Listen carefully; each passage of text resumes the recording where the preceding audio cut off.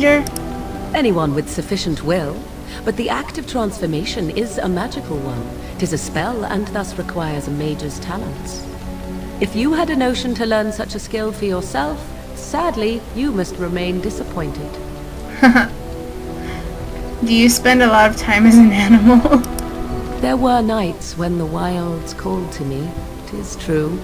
You look upon the world around you and you think you know it well.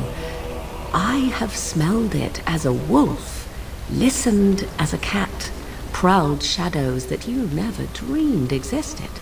But my life is as a human. I am under no illusions to the contrary. And what do other animals think of you when you're changed? They do not shy away from me.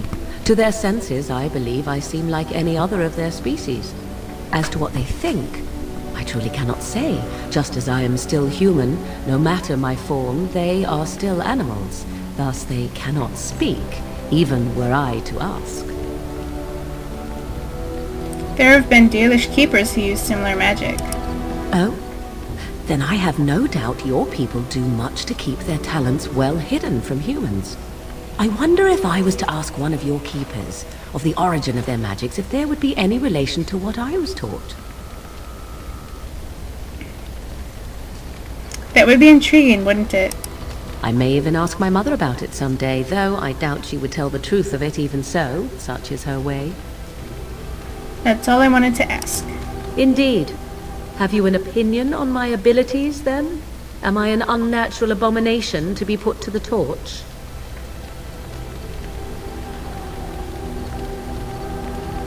I think your abilities sound quite useful. A most practical opinion. Far more so than any man I have spoken to. But enough of such talk. Let us proceed, lest the dust gather on us. Okay. What do you wish of me? If If you must. Did you grow... I'm sorry, I so cannot talk. Did you grow up in the Korcari Wilds?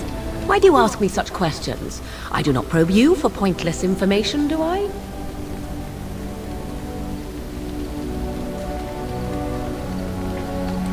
I'm curious, what's wrong with that? Any number of cats could inform you of the answer to that question, but have it your way.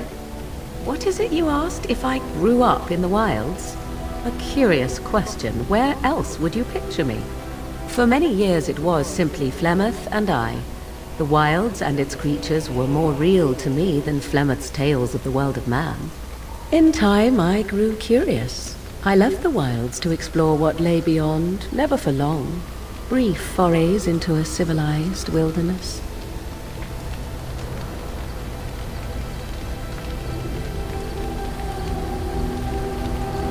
And you remained unnoticed? For the most part, Flemeth taught me well. For all that I had been taught, however, the truth of the civilized lands proved to be overwhelming. I was unfamiliar with so much. So confident and bold was I, yet there was much that Flemeth could never have prepared me for.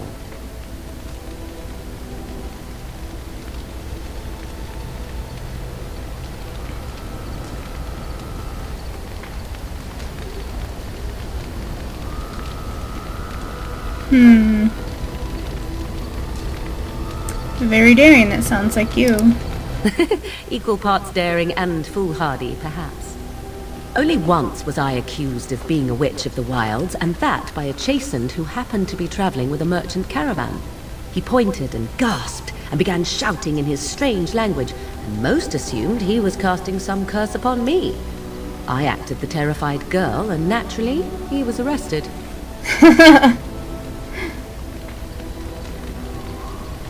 That was quick thinking. Men are always willing to believe two things about a woman. One, that she is weak, and two, that she finds him attractive. I played the weakling and battered my eyelashes at the captain of the guard. Child's play. The point being that I was able to move through human lands fairly easily. Whatever humans think a witch of the wild looks like, 'tis not I. Not that I did not have trouble. There are things about human society which have always puzzled me, such as the touching. Why all the touching for a simple greeting? I have no idea. I'm not human. Do not speak to me of trivialities. Your culture is not so entirely different. There were many nuances that Flemeth could never tell me of. When to look into another's eyes. How to eat at a table. How to bargain without offending. None of these things I knew. I still do not understand it all, truth be told, but then I gave up long ago any hope of doing so. When I returned to the wilds last, I swore to Flemeth that I had no intention of leaving again. Yet here you are. Yes, here I am. Well, let's get on with it before the ground opens up and swallows us, yes? What do you wish of me? I think there's a few more things to If you ask, must. yes. Have you ever been hunted by the Chantry? My mother has been hunted from time to time, yes, by Templar fools like Alistair, which should tell you how successful they generally were. Flemeth made a bit of a game of it, in fact. The Templars would come again, and she would look at me and smile and say that the fun was to begin once more. Fun? You found it fun? I found the game fun. I was too young to understand the truth behind what was happening. Flemeth would warn them once.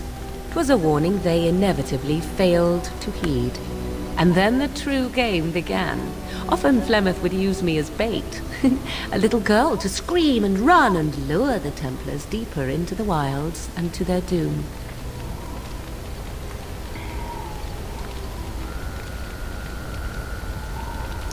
Flemeth used you as bait.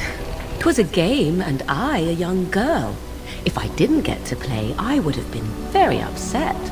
Thankfully, the wilds is a vast place. Once they found us, Flemeth would simply move us elsewhere, and we would be lost within the forest once again.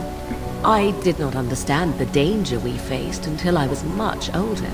I had never heard of apostates or maleficarum.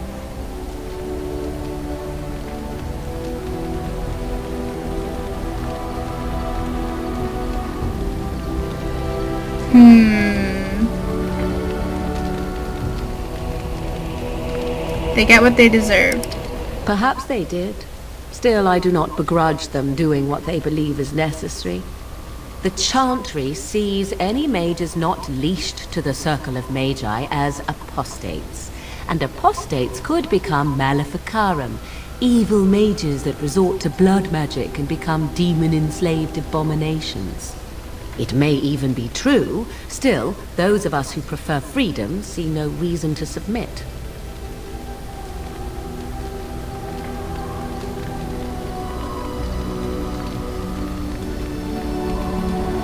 I agree completely. Oh, I hope you're not simply being agreeable. It would be a refreshing change. Enough of this talk. Let us return to the task at hand. Huh. I probably got her higher than Alistair. I think I do. I do? Wow. This is shocking. What do you wish of me? I think there's like one more thing to ask her. If you must. Is Flemeth really what she seems to be? Well, that depends, does it not? What does she seem to be? A nutty old bat? Sometimes I do wonder the very same thing. Tell me, how much do you know of the tale? The one that the chastened still tell of my mother, to frighten them into obedience.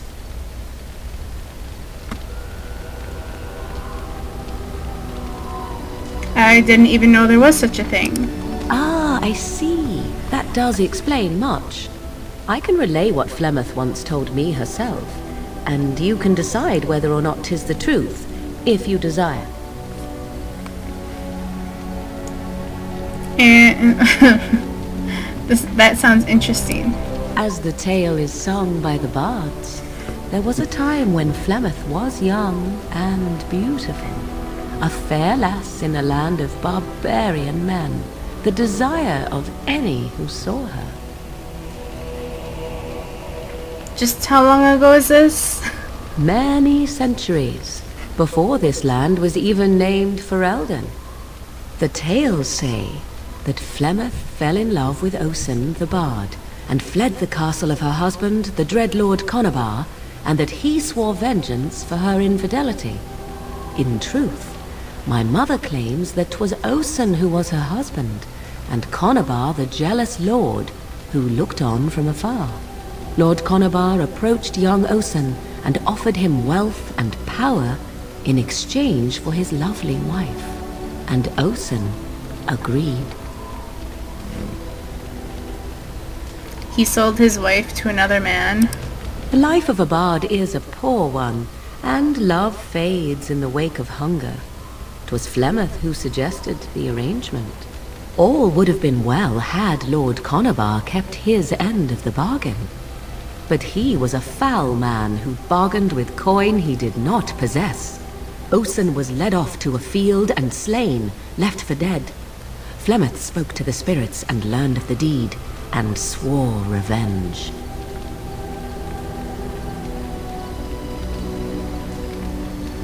She spoke to spirits or demons?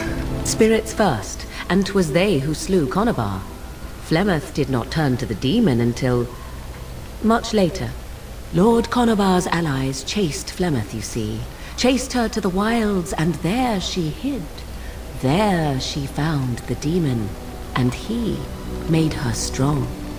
The legends all speak of the great hero Cormac, he who defeated Flemeth and her great army when she invaded the lowlands centuries later. All lies.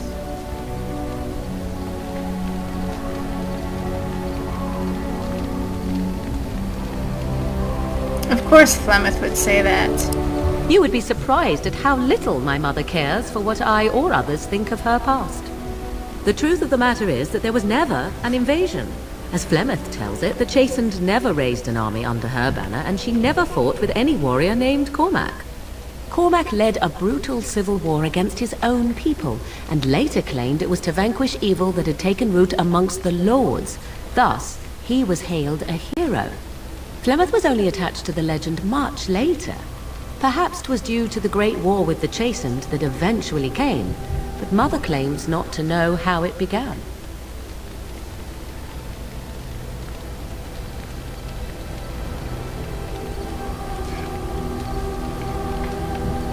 Aren't abominations usually insane horrors? How often is this usually? Always? If not always, then when is it not true? There are more things in this world and the next than you or I could ever hope to understand. What Flemeth became is a mystery. I suspect, even to her. The legend tells of Flemeth having many daughters. You ask if I have sisters. I have asked of this myself. The stories tell of many witches of the wilds after all, not just the one. And these tales existed long before I did. Flemeth refuses to speak of other daughters, if they existed. So, should I believe I am her first? I doubt that too. Why would she refuse to speak of them? The Chastened tell of a falling out between Flemeth and her daughters. They say that one day she hunted them all through the wilds and ate their hearts. It may be true. I have never seen another witch or heard of one. Perhaps one day Flemeth will eat my heart as well. Oh, that's something to say. How is it Flemeth has survived for so long? The demon within her has transformed her into something else. An abomination, perhaps some would say. I know not. I only know my mother is clever, and she is part of the wilds as it is part of her. But she is no immortal. She bleeds. A blade in her heart would kill her like any other, were it lucky enough to find her. Do you believe her vision? I do not believe everything Version. that Flemeth claims. Oft it seems her bitterness has colored her memories. But on the whole, yes, I believe this tale, if not all. An interesting story, thank you. Flemeth tells it with far more embellishment than I, but you are welcome. Dare I ask of your own mother? Few are abominations of legend, 'tis true, but I find myself curious nevertheless. My mother died a long time ago. Ah, then you have my sympathies for what it is worth. Which is very little, I am certain. It matters not. Let us move on. Wow. Unbelievable. Oh, oops, whoops, no, I wanted to... There, that. Wow, I actually am getting along better with her than anyone else. This is unbelievable. Alright, so... that means that... we are ready to go to the Mage Tower. Indeed. Yes. Who to bring, who to bring? Either Sten or the dog. Sten or the dog.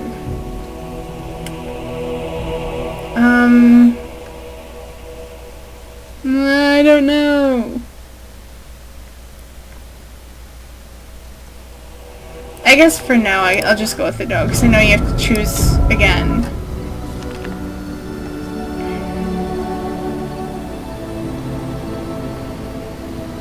Wow, there's... oh, shoot. Oh, man. My mouse died. Hold on one second.